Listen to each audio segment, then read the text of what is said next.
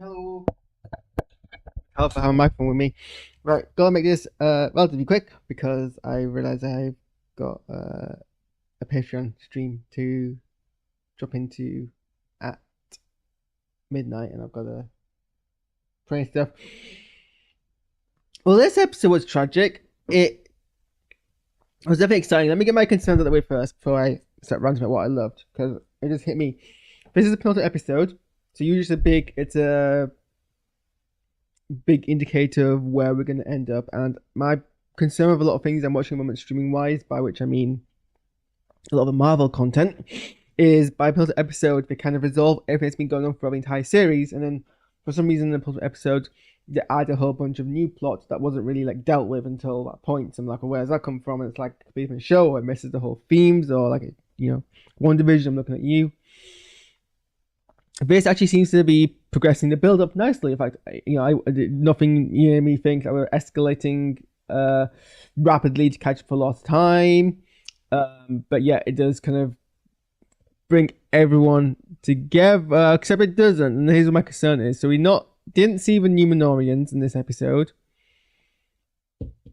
and so there seems to be a lot to kind of like we haven't seen Numenorians, we haven't seen the Halflings or the Halflings or the Wizard, and it feels like we haven't nearly reached. We feel like we're in the middle of their stories, or at least beginning of the third act.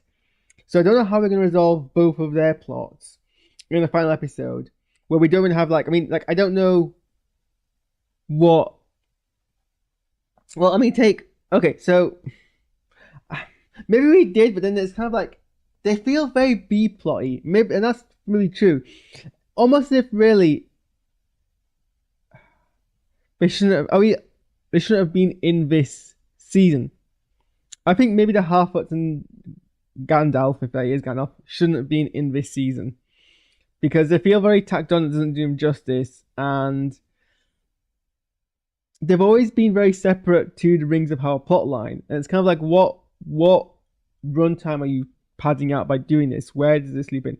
At least the Numenorians fed into the Rings of Power, like the main ring plotline. As far as I'm aware, every character, there's no characters have crossed over between the Half-Foot Stranger plotline and the rest of the plotlines. Everyone else has crossed over. They haven't. They're completely separate. And then maybe you can give more time to the Numenorians, because it's like where, maybe they're trying to be consistent with the law, and in which case I respect that. But so okay, well, at least we know where the Half and the Stranger are. The Stranger's next task is to basically become a wizard by passing his test, and choosing to do that rather than go save the Half-Foots. And I assume he's just gonna do that. My issue is what runtime is available in next week's episode to give, because he hasn't reached that loss stage. Before the finale, you meant to have a stage where the good guys lose, and then they kind of fix that normally. Basically, a cliffhanger. Hi, Kenny. Where's the cliffhanger for the Stranger? It would be a cliffhanger. I mean, I guess he's been given his choice between saving the Half-Foots and become a wizard. And I guess we don't know which way he's gonna go, because we don't know for sure if he's Gandalf or not. But it feels like there's a lot to do and get the pacing right in that last episode for them. The Half-Foots, we kind of know what they're going to do next, which is defend themselves, but they're not really in danger because they kind of are. But it's very much a kind of like back of the mind thing. And even with them, it's like, well, are they going to succeed or they're not? Like, I know what they're going to do, and I'm not particularly anxious about them. The Numenorians don't seem they seem very much early on in their arc, in terms of third act arc. And I don't know where their trajectory is going to go, and I don't know if there's enough time to establish that trajectory. It's kind of the opposite side of the Half-Foot Stranger problem, because Miriel has just, I've forgotten about Isildur as well. So Miriel's just got herself proven innocent. So Elendil is not innocent. But what are they going to do next? Isildur has disappeared off the face of the earth for the last half a season. Is he gonna reunite with them? Is it time for that? I assume this show is gonna tackle the 9 men getting their rings, and I don't know like where we're at with that.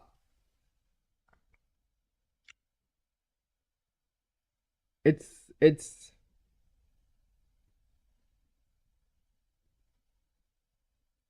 a lot, but I'm talking a lot of negatives here. Positives, lots of positives. The episode again looked amazing. There was some really, really good lighting. Um, Lighting in the show has been phenomenal. Even like some of the lighting has been like a lot of. There's a lot of lighting in the show that's been. Hello, Mr. Wayazak. You're all coming and saying hi before my chatbot has kicked in, which is very annoying. Um, some of the lighting is quite like artificial, but I don't mind. It kind of just it brings that kind of atmosphere, that kind of phantastical atmosphere. Um, it still all looks great. Even this is very much an artificial. Like this looks fake as heck, but like, look, I know writers who use subtext in their shows and they're all cowards or whatever, however that quote goes. That's fine. It's fine. It's fantastical. A lot of lighting in the regular as it's burning. Especially on Kerabimbo's face, and Kerabimbo is doing a fantastic job of like just playing a gaslit elf, and just like the kind of creaks of doubt, but the whole kind of like resting on the reassurances, and then suddenly he breaks through, and it's like it's a brilliant depiction of fantasy level gaslighting. And it's the brutality of it from that point onwards, and that Sauron through and through now, being brutal, making Kerabimbo throw his elf assistant, I forget her name now, off the ramparts where she gets like almost dismissively just head split in two by an orc. Brutal. Like what a way for that character to go. That's just so depressing. Kerabimbo was like kind of just like increasing like descent, cutting off his own thumb to escape. Everyone like kind of turning against him. Like that's scary. So yay for Galadriel coming through and like saving the day.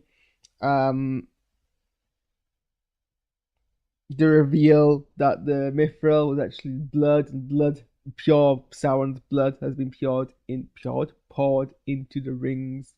That was a nice reveal.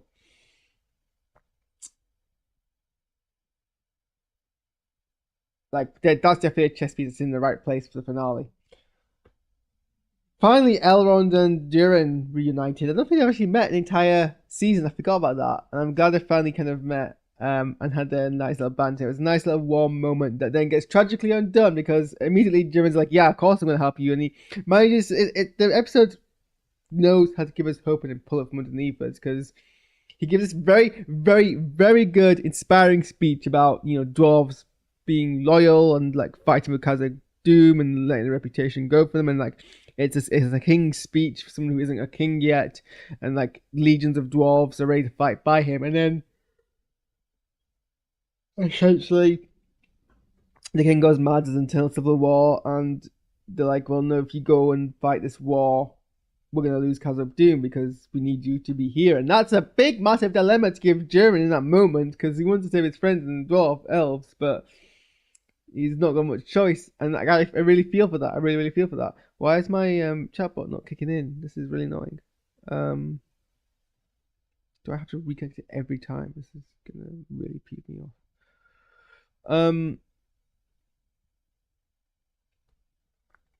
One nitpick. Obviously, there's a part where Galadriel talks Arandir out of trying to kill Adar because it's supposedly a suicide mission, and Galadriel's like, you'd be better off helping us win this war and then helping us all kill Adar rather than just like going on a suicide mission where you're probably just going to die and have no success. But how is it a suicide mission? He clearly is like got like this free reign to like move around like without being spotted. Finally, the bot's kicked in. It's only been 10 minutes into the stream. If anyone say hi now, because now it'll actually appear on the stream. Should be nice to see. And like the camera, I know the camera angles we see on screen are more clear than it is for characters. We see a degree of clarity that you can assume the characters don't see. But I think it is strongly implied that he had a clear shot on. If he had a clear shot on Gladriel, who had just gone round the corner from where Adar was, and we could see him look at Adar, and I think we can at least assume that he could see Adar. But he's probably got a clear shot, and I think he could have taken him down, or at least like. I don't know. I don't know what they were. They seemed like cautious, but it seemed like he had a good clear shot. Like Adar's, he was able to kill 3 orcs like the next corridor along. I think if there was a risk that someone was going to spot him shooting Adar, that would. What was that noise? That would have happened, but the story. And Arandir's got some really, really kind of like kick-ass fighting styles. Like I just watched that guy like dance around all day. Like I was a bit skeptical of his fighting in the first episode that he appeared in this season when he saved Sealdor, because it was very kind of CGI. But here it was much more kind of like fluid, and a lot of the fighting in this episode was really good.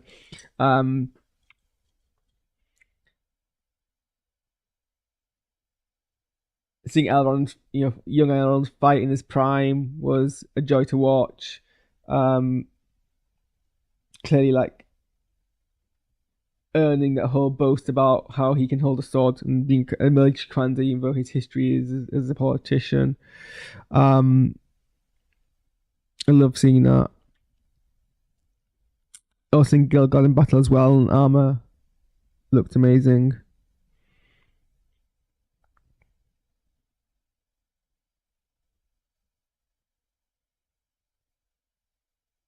What else I missed out? But yeah, it's a really strong episode. It sets that basically we have a finale set up. I'm not sure if it kind of feels like end of show finale. It does feel like a season 2 finale, and it is a season 2 finale. But it feels like a season 2 finale of a 3-season show. It doesn't feel like a season 2 finale of a 2-season show. It feels like we should have a longer build up towards it. I don't know. We'll have to see how it sticks to landing. I think it can go either way. I'm optimistic about some of the things that have been set up. I'm concerned that a lot of things have been set up that are going to be rushed. And I'm like, I feel like, just vaguely from what I know of like the history of the Lord of the Power of the Rings of Power, it feels like we're like not at the penultimate episode yet. Like it feels like we got at least another episode, But there's nothing inherently problematic about this episode. Anyway, that's me done. I'm gonna go and sort myself out and then watch the stream, which is gonna be a mistake because I gotta be up at 6 in the morning to the Leeds LARP, but whatever. Anyway, thanks for watching. Peace. Goodbye.